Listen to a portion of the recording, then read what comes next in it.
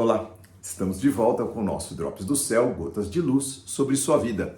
Trazemos mensagens de fé, encorajamento e inspiração para que você conheça Deus, saiba quem Ele é e faz, e humildemente procure ter um relacionamento simples, mas profundo com Ele. Estamos na série Orações e Preces na Bíblia. Este será o episódio número 28. Semana passada, no episódio de número 27, trouxemos a palavra, a poderosa oração da obediência. Não deixe de assistir. Queridos, a Bíblia conta que Sansão foi um homem consagrado com um voto de nazireado, um voto de consagração a Deus. Por isso ele não cortava o cabelo. E ele julgou Israel contra os seus inimigos. Vez por outra, ele era tomado pelo Espírito Santo. Depois, e agora, Samuel, que nós estamos contando a história, ungiu a Saul, o primeiro rei de Israel. E ele foi tomado pelo Espírito Santo. Está lá em 1 Samuel capítulo 10. Verso 6, neste momento o Espírito do Senhor virá poderosamente sobre você, disse Samuel a Saul, e você profetizará com eles, será transformado numa pessoa diferente, pela ação do Espírito Santo que veio sobre ele. Samuel depois ungiu a Davi, após Saul, e ele foi cheio do Espírito Santo. 1 Samuel capítulo 16, verso 13. Samuel pegou a vasilha com óleo que havia trazido e ungiu a Davi entre os seus irmãos. A partir daquele dia, o Espírito do Senhor veio poderosamente sobre Davi. Interessante sabermos como o Espírito Santo atuava naquele tempo e como atua hoje. Então, queridos, hoje nós vamos trazer um estudo bíblico sobre a pessoa e a manifestação do Espírito Santo. Como é que ele atua? Quem é o Espírito Santo? Vamos lá? Bora lá! O Espírito Santo é a terceira pessoa da Trindade. Nós adoramos um único Deus triuno. Três que são um. Um em propósitos, um em santidade, um em poder, um em glória, um em eternidade, um em amor. Quando Deus criou o universo pela sua palavra, o Filho e o Espírito Santo estavam lá. No princípio criou Deus o céu e a terra. No princípio, Cristo é o princípio de tudo e de todos. Está lá em Colossenses. Deus criou o céu e a terra em Cristo. Por meio dele, tudo o que foi feito se fez, diz a palavra. O Espírito Santo pairava sobre a face das águas, sobre o caos. O Espírito Santo estava lá.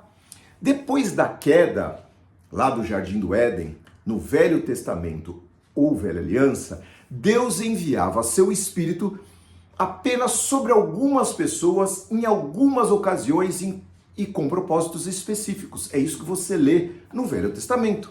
Profetas como Isaías, Jeremias, Ezequiel, salmistas como Asaf, os filhos de Coré, são alguns exemplos de como o Espírito Santo se manifestava naquele tempo sobre aquelas pessoas e para um propósito específico. Ao mesmo tempo, queridos, Deus usava tais pessoas para proclamar uma verdade que iria mudar para sempre o curso da humanidade. Haverá um tempo, disseram eles, em suas profecias e salmos, em que o Espírito Santo há de ser derramado sobre todos. Não mais para alguns propósitos, sobre algumas pessoas, em algumas ocasiões, mas o Espírito Santo haveria de ser derramado sobre todos. Uau!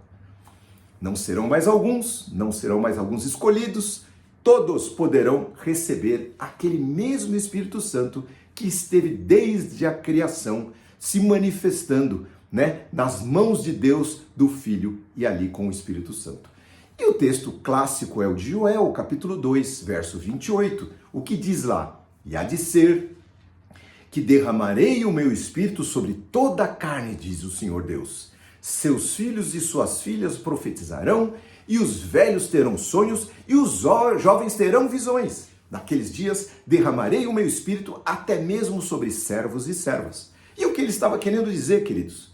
Quando o Espírito Santo fosse derramado de uma vez por todas sobre todos, Deus iria capacitar tanto jovens quanto idosos a receberem instruções, inspirações divinas para serem usados por ele, Deus, no estabelecimento do seu reino, não importando o contexto ou classe social, não importa. O Espírito Santo é derramado sobre todos. E o mais interessante, a data foi marcada no céu. A gente vai ler na palavra de Deus.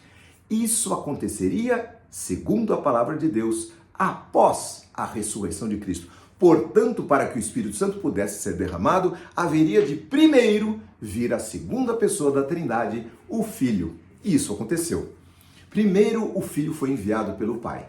A palavra, o Verbo Criador, o Deus triuno se manifestou num bebezinho nascido da Virgem Maria em uma manjedoura. Eis que a Virgem conceberá, diz Isaías, profetizando no capítulo 7, verso 14. E dará à luz um filho, e será chamado Senhor Deus Emanuel, Deus conosco. Aquela frágil criança era ninguém menos que o Rei do Universo feito humano. Isso lá, o capítulo 2 de Filipenses fala um pouco. Cristo esvaziou-se a si mesmo, tomando a forma de servo, fazendo-se semelhante aos homens, e achado na forma de homem, humilhou-se a si mesmo, sendo obediente até a morte e morte de cruz. Este foi o caminho pelo qual Deus resolveu nos salvar, nos alcançar. O Deus triuno se manifestou desde a criação. Então, o Deus Pai enviou o seu Filho, ele veio como homem humilde, mas herdou um nome que é sobre todo nome, diante do qual todo joelho se dobrará e toda língua confessará que ele é o Senhor. Bom, a partir do momento que ele veio, se manifestou, nasceu, morreu e ressuscitou, aí sim haveria de se manifestar a pessoa do Espírito Santo sobre toda a carne. É o que o próprio Senhor Jesus Cristo diz lá em João capítulo 7. Vamos ler. No último dia, o mais importante da festa, João estava narrando. Jesus se levantou e disse em alta voz: quem tem sede, venha a mim e beba, pois as Escrituras declaram: rios de água viva brotarão do interior de quem crer em mim. Quando ele falou de água viva, estava se referindo ao Espírito Santo, que seria dado mais tarde a todos que nele crescem. Naquela ocasião, o Espírito ainda não tinha sido dado, diz a palavra, pois Jesus ainda não havia sido glorificado. Então estava marcada a data. A data seria quando da glorificação do nosso Senhor Jesus Cristo. Pois bem, em sua última aparição nesta terra, Cristo ordenou aos seus discípulos: fiquem em Jerusalém, até que vocês sejam revestidos de poder para serem minhas testemunhas em Jerusalém, na Judéia, Samaria e até os confins da terra, lá num paizinho chamado Brasil, por exemplo. Paizão, né? Nosso país. Somos os confins da terra e fomos alcançados pelo poder do Espírito Santo. Os testemunhas, aqueles que testemunharam da pessoa de Jesus Cristo na figura do Espírito Santo. Então vamos ver como isso aconteceu, né? Então, veio a festa de Pentecostes, 50 dias após a última ceia celebrada entre Cristo e os seus discípulos. A festa de Pentecostes é a festa das primícias, o chamado Shavuot. Shavuot, na qual o povo de Deus, proveniente de diversos lugares, não só ali de Jerusalém, da Judéia e da Samaria somente, mas de diversos lugares, traziam o melhor das suas colheitas e dos seus rebanhos, suas primícias. E nessa festa específica, 50 dias depois da ceia e alguns dias depois, algumas semanas depois da morte e ressurreição de Cristo, estavam todos reunidos, segundo o próprio mandamento do Senhor Jesus Cristo.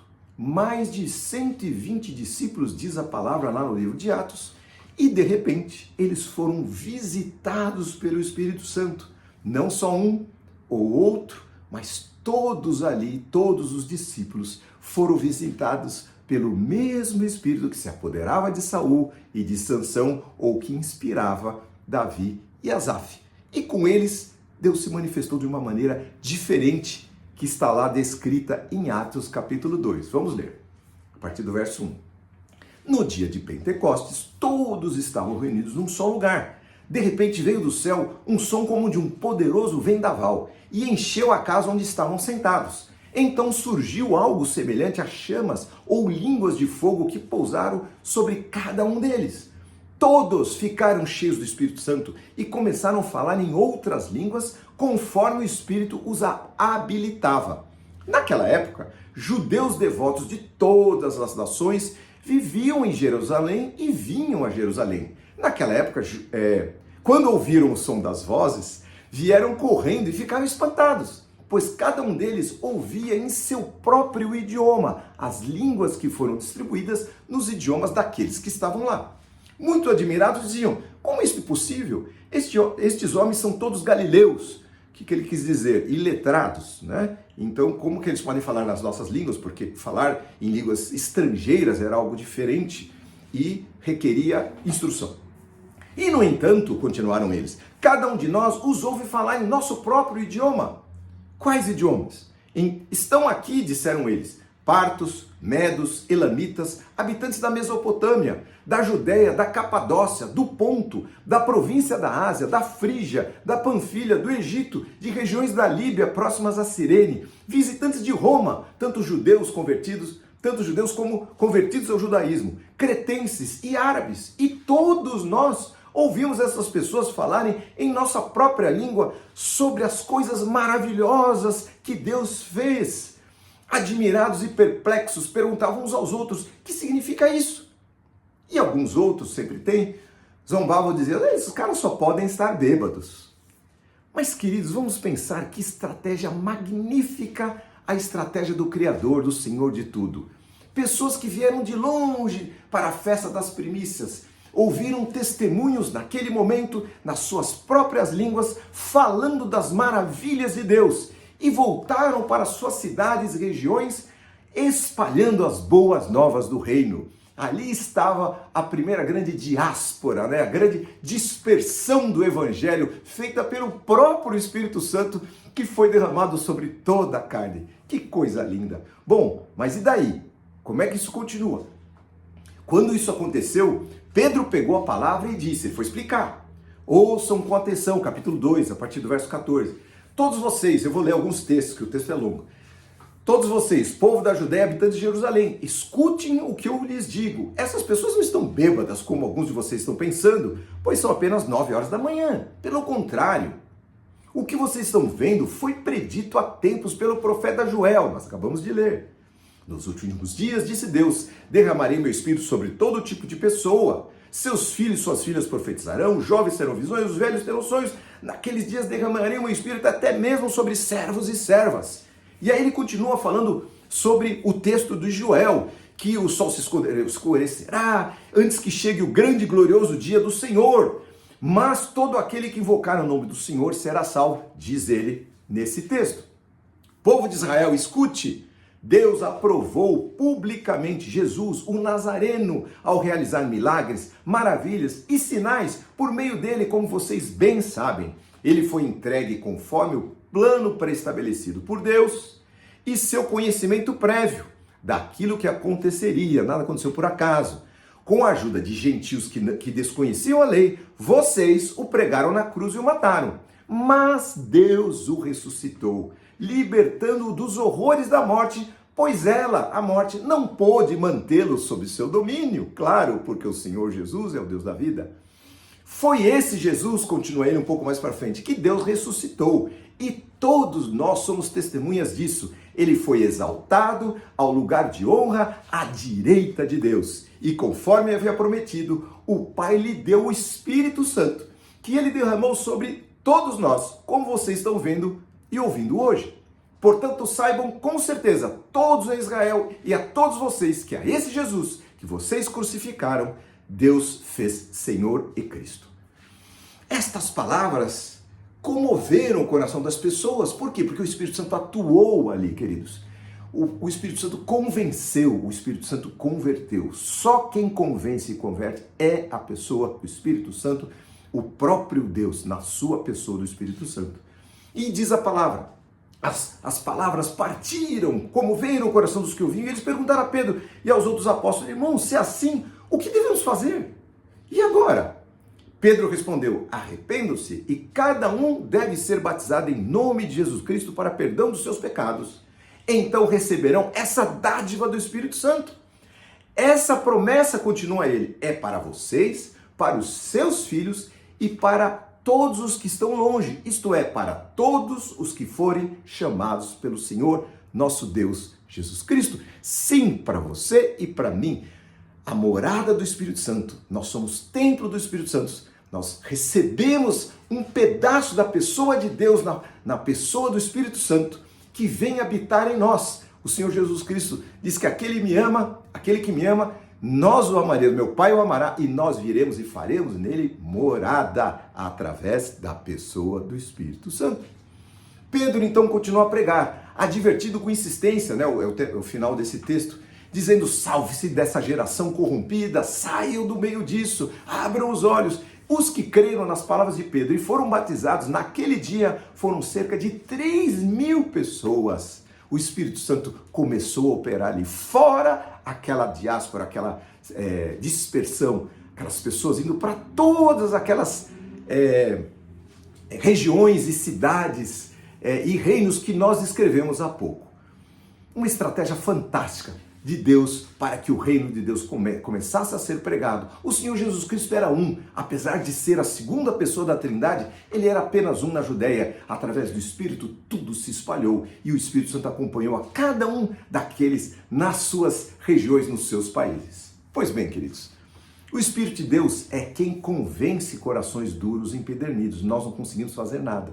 Eu estou falando a palavra de Deus aqui, como você fala para o seu vizinho, para o seu amigo, para o seu pai, para a sua mãe, e muitas vezes as pessoas endurecem os seus corações, mas não cabe a nós. Nós somos semeadores que temos que semear. Aí, o coração de cada um é como a parábola que Jesus conta, ou é um coração endurecido, terra batida, ou cai no meio dos espinhos, e eles são sufocados, ou cai nas pedras, tem pouca raiz, ou cai em terreno fértil. Espírito que convence. Ele não só ajuda a lembrar a palavra, conforme ele disse, o Senhor Jesus Cristo, ele vos fará lembrar de tudo que eu tenho falado, mas também nos faz entender a palavra. Muitas vezes a gente lê a Bíblia, não entende nada, aí nós conhecemos a Jesus, recebemos o Espírito Santo e o nosso entendimento se abre. O Espírito Santo esclarece as nossas mentes, ilumina a nossa compreensão e o nosso entendimento. E que mais, queridos? Quando nós estamos falando de orações e preces na Bíblia, há aquelas sofridas e que tanto precisam ser ouvidas por Deus, mas que nós não conseguimos nem proferi-las. Naqueles momentos de vale, de angústia, nós sequer conseguimos falar, expressar a nossa voz a Deus. Quando nós estamos perdidos, não sabemos ou não conseguimos orar. Diz a palavra que o doce Espírito Santo que habita em nós intercede por nós. Está lá em Romanos capítulo 8, verso 26. E o Espírito Santo nos ajuda em nosso momento de fraqueza, diz a palavra, pois muitas vezes não sabemos orar segundo a vontade de Deus, mas o próprio Espírito Santo intercede por nós com gemidos que não podem ser expressos em palavras. Ou seja, nós devemos conhecer o Espírito Santo de perto. Eu quis contar essa história, queridos, porque muitos não sabem todo o contexto do Espírito Santo, da Trindade, e eu creio que isso é importante para que você creia que o Espírito Santo enviado de Deus é aquela pessoa de Deus em nós e que faz toda a diferença. Verdade. O Espírito Santo é a pessoa de Deus que vem morar em nós para nos guiar, nos corrigir, nos conduzir até a presença do Pai, seja durante a jornada ou até a chegada na nossa morada celestial. Que assim seja, queridos, que o Espírito Santo habite em você ricamente e que ele possa estar na sua vida, te ajudando em todos os momentos, sejam na lembrança da palavra, na condução da sua vida, nas decisões que você tem que tomar, que ele possa ser o fiel da balança, aquele que está dentro de você, levando a pessoa do próprio Deus para dentro do seu coração. Vamos orar. Senhor, muito obrigado pelo teu Espírito Santo, Senhor. Nós falarmos dele, Senhor, é uma honra. Falarmos do Espírito Santo, da pessoa do Espírito Santo em nós. É uma honra receber e ser habitáculo, morada da tua própria pessoa na figura do Espírito. Muito obrigado, Senhor. Purifica-nos, porque o teu Espírito é santo. Purifica a nossa mente, os nossos olhos, nossos lábios, nossos ouvidos. Senhor, nós somos tão atacados todos os dias por coisas tão perversas, tão malignas, Senhor. Lava-nos, Senhor, que o Teu Espírito santifique a nossa vida para que possamos andar na Tua presença, agradando o Teu coração e Te servindo, Senhor, em toda a nossa maneira de viver. Que assim seja, em nome de Jesus. Amém.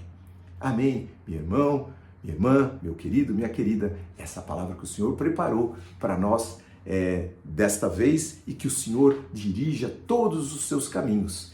Semana que vem vamos falar um pouquinho, continuar falando um pouquinho, como invocar o Espírito Santo. Deus te abençoe a você e a sua família.